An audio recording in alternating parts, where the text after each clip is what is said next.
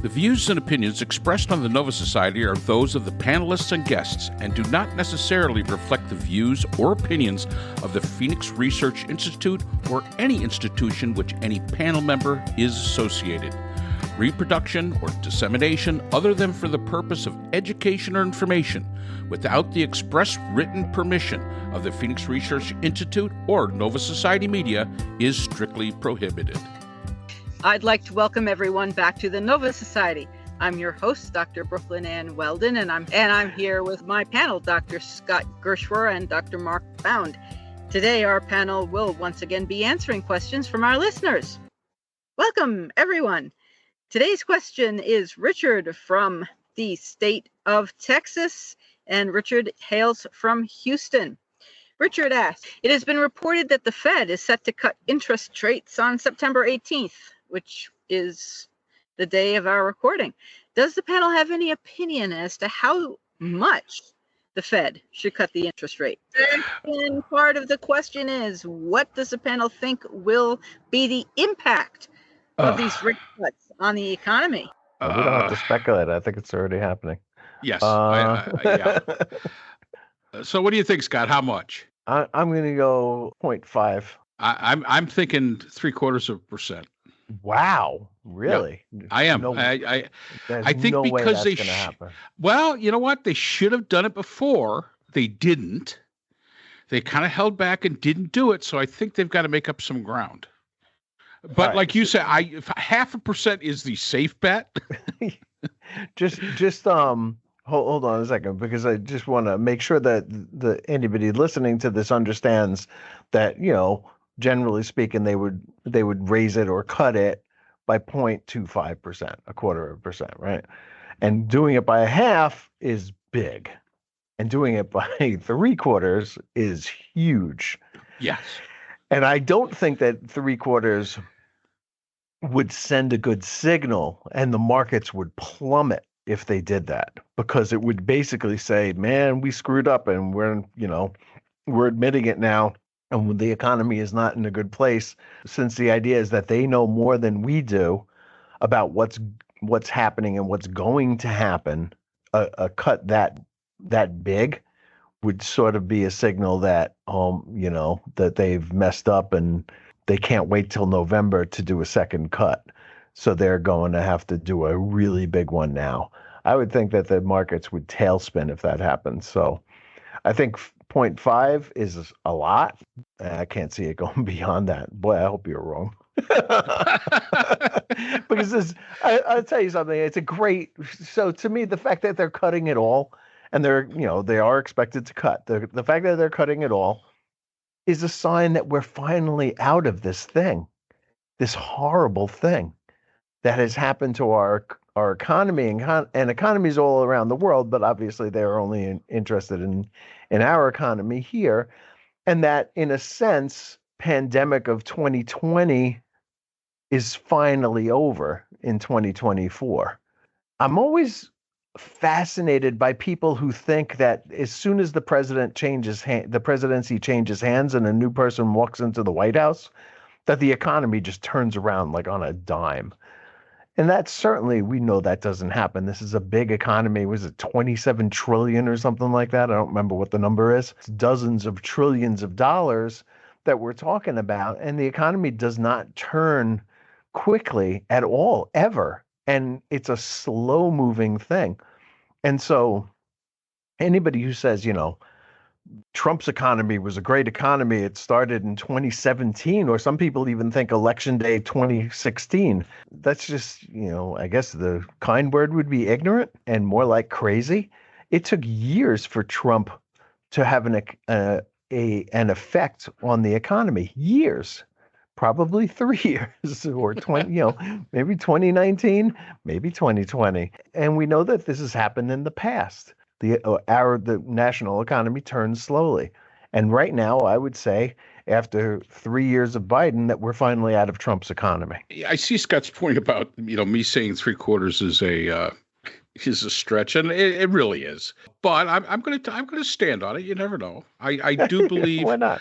Why not? I mean, what's the worst that's going to happen?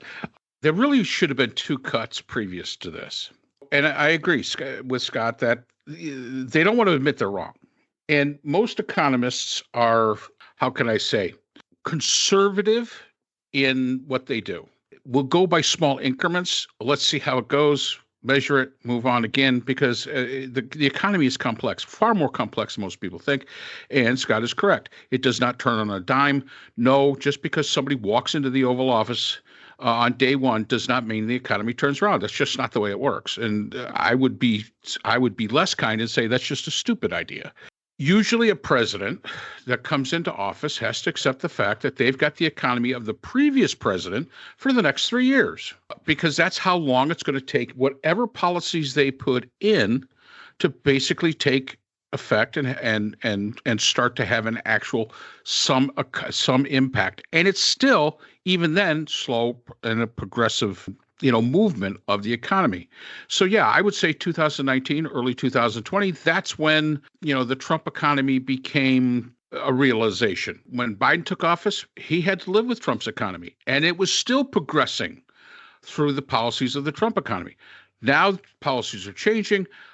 Whoever gets to be the president next time around, hopefully not Trump, basically is going to be stuck with things as they are.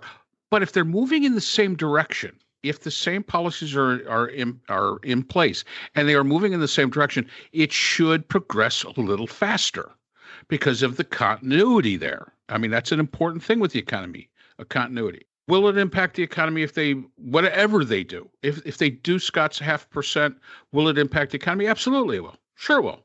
And will it have a positive impact? Yes, it will.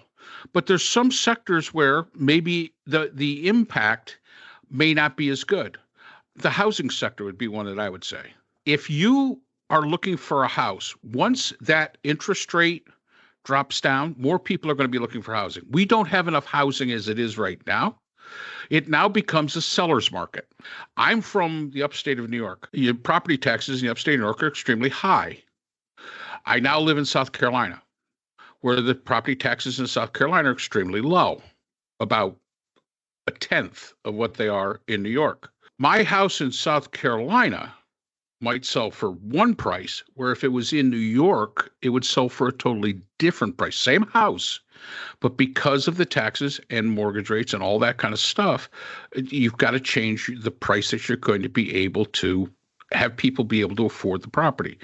And that's one of the issues that changing interest rates. If you drop the interest rate by even say 0.5 point, there's going to be more people on the market for houses because now they can afford the mortgages, which means that it becomes a seller's market where now I can charge more for my house if I so wish. Yeah, and you bring up the property taxes. Yesterday, for some reason that nobody is going to ever figure out, Trump was out on Long Island, I think, and campaigning in New York is just kind of crazy. I think he lost by 20-point margins in both the 2016 and the 2020 election, but he's campaigning yesterday in Long Island.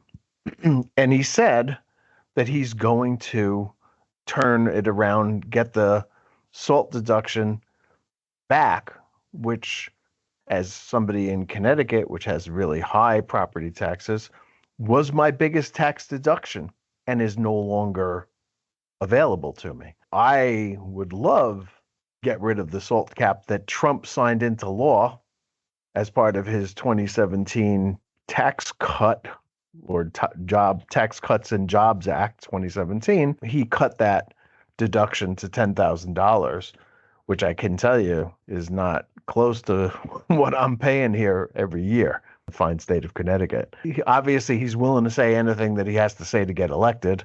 That's one thing. He doesn't really seem to have any kind of backbone when it comes to making any kind of policy at all. But he has a concept. But yeah, no backbone, just the concept of a backbone. And he's willing to say anything that he has to say in order to get elected. So I think you could probably discount that if you're living in one of these high property tax places like I do. Yeah, I remember coming to South Carolina when I moved here oh gosh, must have been about 25 years ago. And I was sitting getting a haircut, and there was a older gentleman sitting next to me, and he was complaining. He goes, "My property taxes went up to $800. That's just not right. I'm on a fixed income." And I said, "Well, $800 a month really isn't bad if you're from like New York." He goes, "A month? What the heck are you talking about? That's for a year." And I went, "Oh, so you're complaining about $800 a year?" Yeah. Does that include your school taxes? Well, of course it does. It was like, wow. Talk about the differences. So I just wanted to ask again, just a follow-on question. What is it that you think that is it the misunderstanding of the economy overall because of its complexity that would make many voters say, well, they trust Trump more than Harris on the issue of the economy? Yeah, I think that people don't understand that. Donald Trump will tell you himself that it has nothing to do with his policies. By the way, it didn't take until he was inaugurated for him to turn the economy around. His greatness turned the economy around the day he got elected president in 2016. That's when the economy turned around.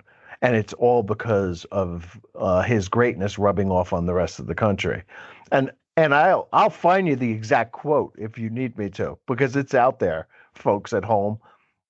Google that and you'll see it, because he said it. And obviously it's a crazy idea, but it really does seem to think. And I remember having this argument with my Tea Party friends back in the day in 2012 or so, when the next election was coming up and it was going to end up being Obama versus Romney, right?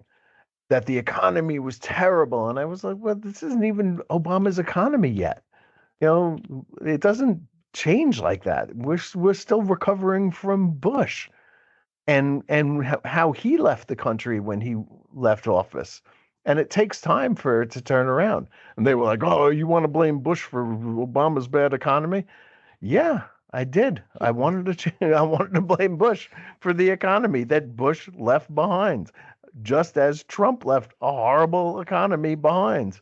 And it's taken 3 years for Biden to clean it up. And today is the day, September 18th, 2024, where the Fed can finally say, we're going to start lowering interest rates and get them back to what the normative interest rates are, which is somewhere between 3% and 4%. You got to know how the economy works. And so many people beyond just the economy interacts within their daily lives understand it. It is so much more than that. And I think people just, it would be an impossible task. Let's first start out with teaching people how the government works, what the Constitution actually says, as opposed to what they're told by talking heads it says, and what it actually means. Let's start there. And then if we get, 10% to truly understand it, maybe we could talk to them about understanding the economy.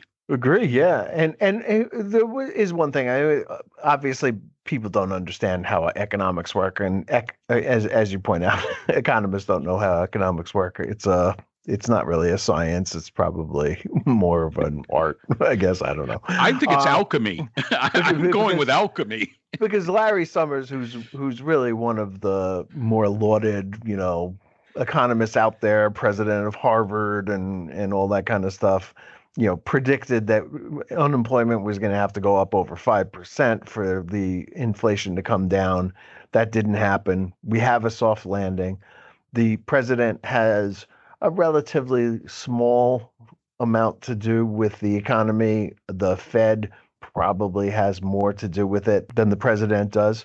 But Trump was asked yesterday in Michigan how he's going to get the price of groceries down because food prices are still high. And his answer to that is stopping imports from other countries from coming in and only selling U.S. made produce, which I think for those of you who love guacamole, is going to be a big problem, and a lot of other foods too. Yeah. He thinks the answer to everything is, we'll just shut it down from the outside and isolate ourselves, build a big wall around America, never let anything in, never let anybody out. Thank you both, and we'll see you again next time. So that's all the time we have for today's episode. The Nova Society is a production of the Phoenix Research Institute. We'd like to thank our sponsors for this episode. BH Conflict Resolution Services, a full-service dispute resolution firm offering expert and cost-effective mediation services to couples, groups, and businesses. BHCRS can be reached at www.bhcrs.com. We'd also like to thank our podcast partners, Buzzsprout, who hosts the Nova Society, Audacity, our editing partners, and Podkite, who does all of our analytics. iHeartRadio, where people get their music and podcasts, Apple iTunes, the largest source for music and podcasts on the internet, Spotify, the most popular source for the Nova Society. The Nova Society is available on all of these and other quality platforms. We'd like to thank all of our listeners. Without you, the Nova Society would not be possible. If you have a comment, question, or would like to be a guest on the Nova Society, we can be reached at nova.society.podcast@gmail.com. Always remember, the power of society is knowledge. So for Dr. Scott Gershwer, Dr. Priscilla Hobbs, Dr. Brooklyn Ann Weldon, and all of us here at the Nova Society, I'm Dr. Mark Bound. Be well, and we hope to see you again next time.